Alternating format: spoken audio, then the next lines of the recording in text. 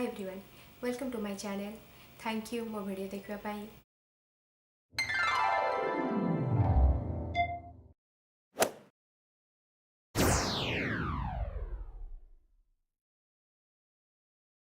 आजिर recipe है रायता। चलतु देखा रायता पाई आमको कौन सब दरकार।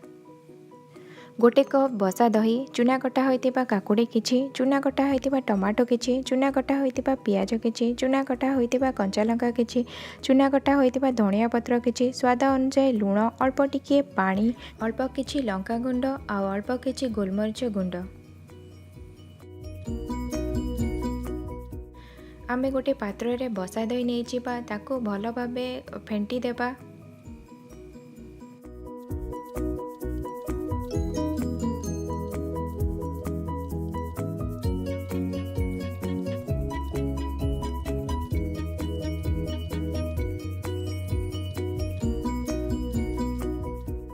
एबे दही रे आमे गोलमरिच गुंड आ लूण पकेकी भल भाबे मिसई देबा।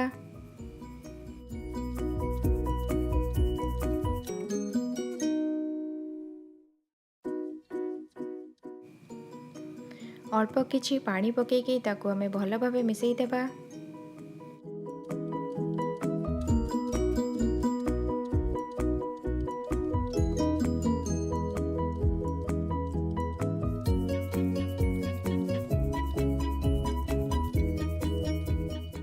एबे दही रे आमे चूना कटा होइतिबा पियाज आ चूना कटा होइतिबा कंचा लंका पकेई देबा।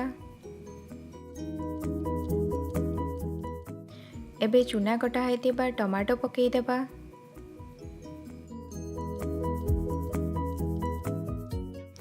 एबे सेथिरे आमे चूना कटा होइतिबा काकुड़ी पकेई देबा।